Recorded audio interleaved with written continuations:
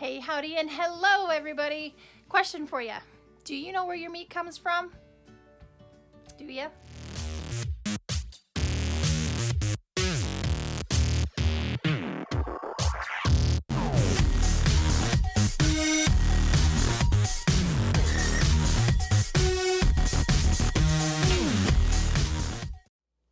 So it's important for us to know as a family where our meat source comes from. And we wanted to be sure that while we're out traveling on the road, we had a really good meat source. So we've purchased a small freezer. It hasn't come quite yet, but when it does, we'll be sure and show pictures on our Instagram site. And so you won't want to miss that, because we got to try to fit a nice little freezer here into our 350 square foot camper. Mind you, we're traveling with 5 kids, special needs kids with wheelchairs, medical equipment, got all kinds of stuff going on. But it was still super important for us to find or to have the meat source available so that we could take the meat along with us that we had raised. So today we're gonna be frying up a lot of hamburger. I figured that we could make more space in our freezer by frying it up and putting it in like Ziploc bags and flattening it out, freezing it flat, and then putting it in the freezer rather than having just round packages. Now this meat we raised on our ranch down in Georgia. So it is grass-fed, it's wholesome, we know what it ate, we know how it was treated, and it's just good meat. And you can't find that, it's hard to find along the road, especially if you don't have the inside sources. So that's what we're doing today. In the house, working on frying up the hamburger and stuff. We've already fried up 5 pounds of hamburger, and that's what I'm working on. We brought it out, we rinsed it all off so it's nice and clean. I didn't really season it yet, but now I got it in my cast iron. We're gonna chop it up, make sure it's chopped up really, really fine with the hamburger chopper. I love this thing. And then, so we're just going from cooking to chopping, and then I decided that we are going to put it in gallon bags. And we were trying to figure out how much to put in a bag. And I think about 6 cups is what we're gonna do, because we'll use about 3 cups a meal. So if we just put plain hamburger in the bag, and we'll see, this is all experimentation.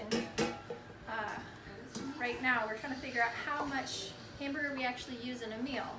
Okay, so we'll put 6 cups in, so like 3, but the goal is to flatten this out, and then once it's flattened out, we're gonna fold it in half, put about 3 cups on each side, and freeze it like this, so it takes up less freezer space. We have 2 meals in one, less baggage, and literally, and hopefully more convenience. So.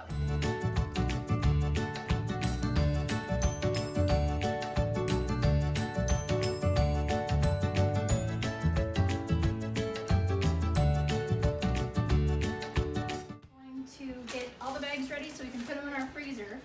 And like I said before, we put 6 cups of hamburger in a bag, and I let it cool off a little bit because it's really hot. So we're going to squeeze most of the air out of it. Roll it around. Now I didn't do vacuum seal bags because those can be a little spendy, so we're just doing it our own. Doing our own vacuum seal. I'm going to smush them down, make them all flat without puncturing the bag. So the reason to do this is to cut down on waste, cut down on throwing bags out. We could have done quart bags, but I wanted to be economical. So we did gallon bags, and then we take, so there's 6 cups in here. If we split it in half, about like that, there's about 3 cups on each side. We can fold it in half, so it saves space in the freezer, and we can use the 3 cups per meal. So really, if they're frozen, and then we can squish more air out too. But once they're frozen, then if we just need, we can even cut this in half right there on the line and then use it that way and not have to get it all out of the freezer, but still be able to use it well. So far today, we've cooked up about 25 pounds of hamburger, and with that we've made 2, 4, 6, 8, 10, 12, 14, 16 packages so far, or 8 bags, 16 3-cup sections, and every 3-cup section will make us about 2 to 3 meals, because you always have leftovers. So we're going to use this meat for tacos. When we make tacos, we'll add onions and beans. We can use it for chili. What else do you like? spaghetti?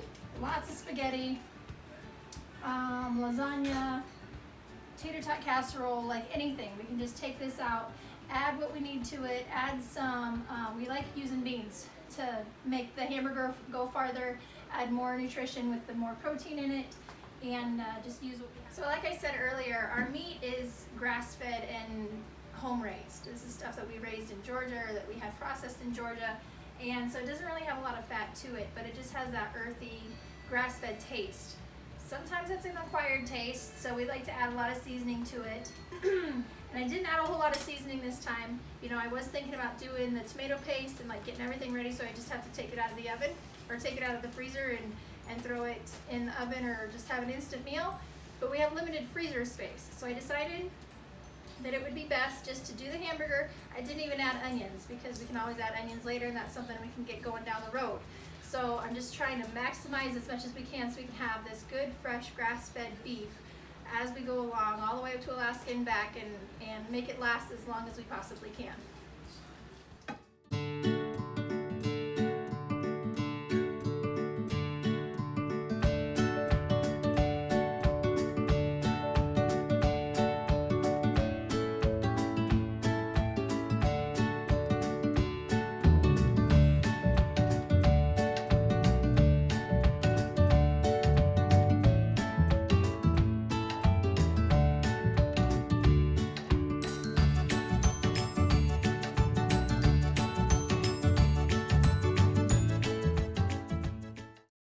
You find an ab press in the gym.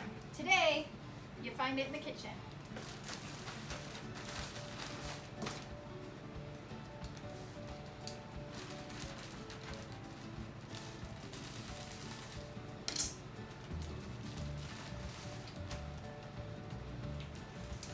Ready?